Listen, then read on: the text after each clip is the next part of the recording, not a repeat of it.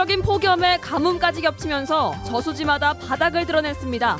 내년 농사도 걱정이지만 당장 하천이나 계곡이 말라붙어 피서지까지 엉망이 됐습니다.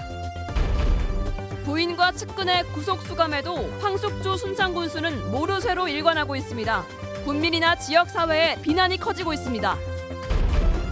권역별 비례대표가 도입되면 도내에서도 새누리당 의원이 출연할 가능성이 있습니다. 일당 독식 구도가 완화되지만 농어촌 의석이 감소하는 문제도 있습니다.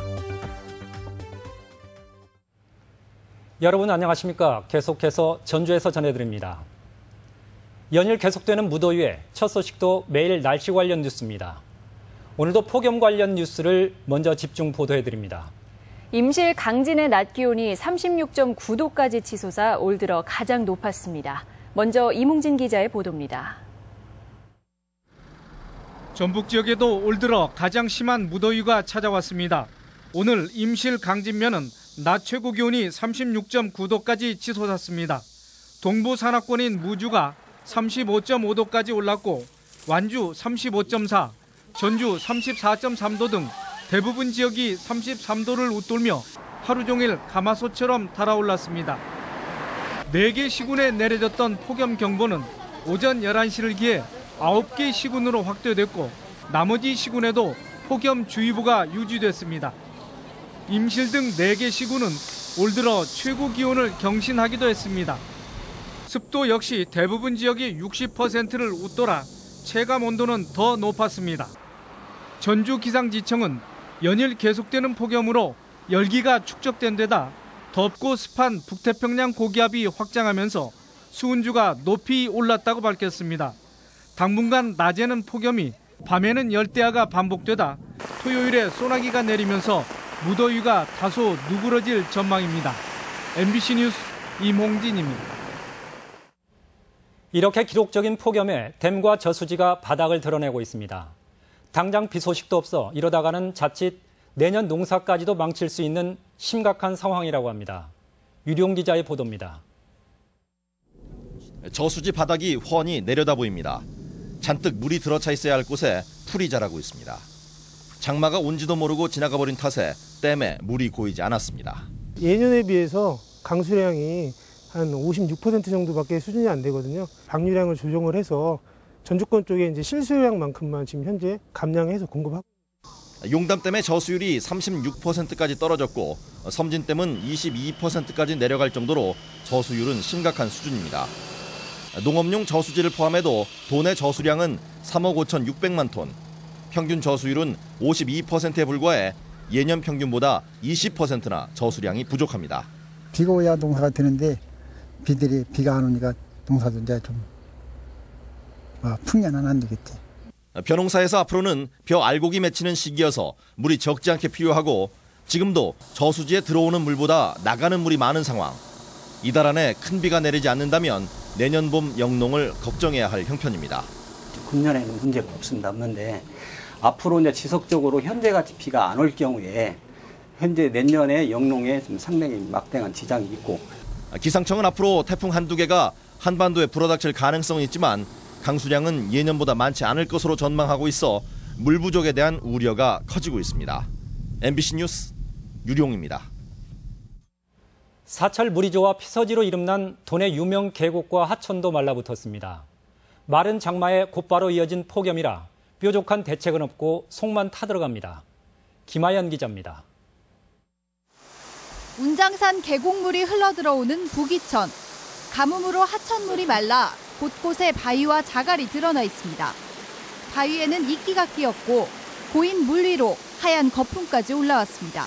예전에 한번 와봤을 때 물이 상당히 많았었는데 그 바닥에 돌이 이끼가 낀 거 보니까 그냥 물이 적다는 거죠. 올해 비가 적게 오면서 예년 같으면 물이 흘러야 할 곳에 이렇게 풀이 우거져 있습니다. 피서객들로 북적이던 하천에 올해는 찾는 사람이 많이 줄었습니다. 많이 줄었죠, 손님들이. 예전에 비해서. 근데 올해는 너무 안 왔거든요. 다른 곳도 사정은 비슷합니다. 저수율이 예년보다 낮아진 저수지에서 방류량을 줄이다 보니 댐 아래 하천에서는 수위가 낮아졌고 물의 온도는 올라갔습니다. 물 양이나 이런 게 적고요. 미끼 같은 것도 많고 비도 많이 안 왔기 때문에 어쩔 수 없이 계속되는 무더위로 피서객 맞이에 들떠있던 상인들은 걱정이 큽니다. 지금 여기 다리가 지금 여기 쭉 밑으로도 있잖아요. 근데 작년만 해도 평일날도 지금 휴가철이잖아. 어느 날 찾는데 없어 사람들이. 가뭄으로 피서지 하천과 계곡물까지 말라붙으면서 폭염 속에도 일부 피서지가 피해를 입고 있습니다. MBC 뉴스 김하연입니다. 부인에 이어 최측근 비서실장까지 구속 수감된 상황에서도 황숙주 순창군수는 여전히 침묵하고 있습니다. 결백을 주장하고 싶은 걸까요? 해명 시점을 눈치 보고 있는 걸까요? 보도에 강동엽 기자입니다. 뇌물수수 혐의 등으로 부인과 비서실장이 구속되면서 책임론의 중심에 선 황숙주 순창군수. 군청에 나오면서도 대외적으로 아무런 생각이나 반응을 내놓지 않고 있습니다. 국민들에게 어떻게 생각하시는지 한 말씀만 해주시죠. 네? 다른 하실 말씀 없으신가요? 저희 인허가 비리나 7인척 비리는 어떻게... 부인과 비서실장에 대한 수사가 지난해부터 진행돼 군청이 압수수색을 당하고 황 군수 역시 한때 수사선상에 올랐던 점을 감안하면 책임 있는 태도와는 거리가 있어 보입니다. 지역사회에서는 황 군수의 이런 태도에 대해 비판의 목소리가 높아지고 있습니다. 그래서 군수가 신속하게 책임 있는 사과해 주시고 책임 있는 태도 표명을 해 주셔서 지역의 혼란이 빨리 마무리됐으면. 지난달 구속 기소된 황 군수 부인에 대해서는 곧 재판이 시작되고 어제 구속 수감된 비서실장에 대해서는 검찰 수사가 본격화될 예정입니다. 둘은 군청 직원 채용이나 승진 대가로 뇌물을 요구하거나 받은 혐의여서 순창 군정까지 파장에 휩싸릴 가능성이 있습니다. 이 때문에 군정 최고 책임자가 이 문제를 가족이나 직원의 개별적인 일탈 행위로 치부하고 자신은 책임이 없다는 태도를 일관하는 게 당연한 것인지에 대한 비난이 쏟아지고 있습니다.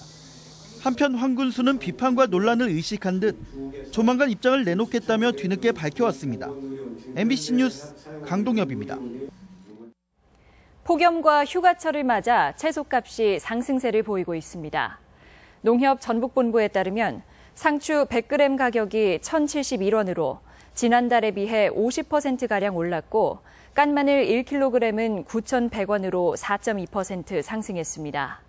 또한 양파와 오이도 10에서 15% 올랐으며 대파도 상승세를 이어갔습니다. 고온다습한 날씨가 이어지고 있어 벼와 고추, 과수의 병해충 예방이 필요합니다. 전라북도 농업기술원은 벼 잎진무늬 마른 병과 이삭도열병, 고추의 역병과 탄저병, 그리고 과수농가에는 갈색날개 매미충과 미국 선녀벌레에 대해 병해충 발생주의보를 내렸습니다. 농업기술원은 발생 초기에 약제를 뿌려 방제해야 피해를 줄일 수 있다고 당부했습니다. 요즘 지역주의를 완화하는 선거 제도로 권역별 비례대표가 정치권의 화두인데요. 당장 도내 지역구가 줄면서 대표성이 약화될 거라는 분석이 나오는 등 적잖은 찬반 논란을 예고하고 있습니다. 고차원 기자가 보도합니다. 선관위가 제안한 권역별 비례대표제는 전국을 6개 권역으로 나눈 뒤 정당 득표율에 따라 의석을 배분하는 것입니다. 의석을 정당별로 배분한 뒤 지역구 의석을 먼저 채우고 나머지는 정당 득표율에 따라 비례의석으로 채우게 됩니다. 전북은 광주, 전남, 제주와 한 권역인데 권역별 비례제를 적용하면 전북의 의석수는 11석에서 10석으로 줍니다. 하지만 새정치민주연합 1석에서 새누리당이 1석, 진보정당이 2석을 얻게 됩니다. 사표가 줄게 돼 유권자의 정치적 의사를 현재보다 충실히 반영할 수 있고 지역주의도 누그러뜨릴 수 있습니다. 특정 지역에서 특정 정당 쏠림 현상 있지 않습니까? 예. 그거를 이렇게 예방할 수 있지 않나 그렇게 저희는 지금 판단하고 있습니다. 하지만 정치권은 지역구가 246석에서 200석으로 감소할 수 있다는 점에 우려하고 있습니다. 전체 지역구가 감소하면 인구가 적고 농산어촌 지역구가 많은 전북 같은 경우가 특히 대표성이 약화될 수밖에 없기 때문입니다. 권역별 비례대표제를 반드시 지켜낸다면 천천히 의석수를 약간이라도 좀 늘려서 농어촌 지역의 배려를 하는 식으로 선거구가 바뀌어야 된다고 생각하고 있습니다. 한국 선거의 고질적인 문제인 지역주의를 완화할 수 있는 권역별 비례제. 하지만 지역구 의석이 감소하는 것과 관련해 정치권 동의와 사회적 합의를 끌어내는 게 관건입니다. MBC 뉴스 고차원입니다. 고속철 개통으로 도내 KTX 이용객이 늘었습니다.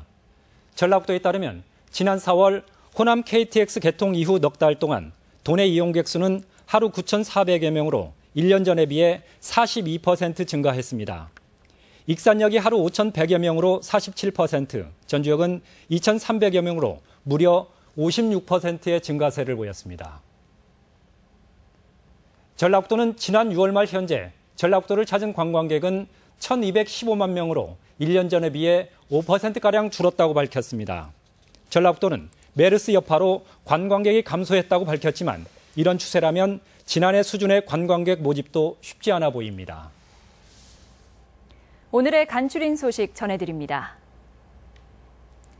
메르스로 주민 전체가 격리됐던 순창 장덕마을이 정부의 희망마을 만들기 공모사업에 선정됐습니다.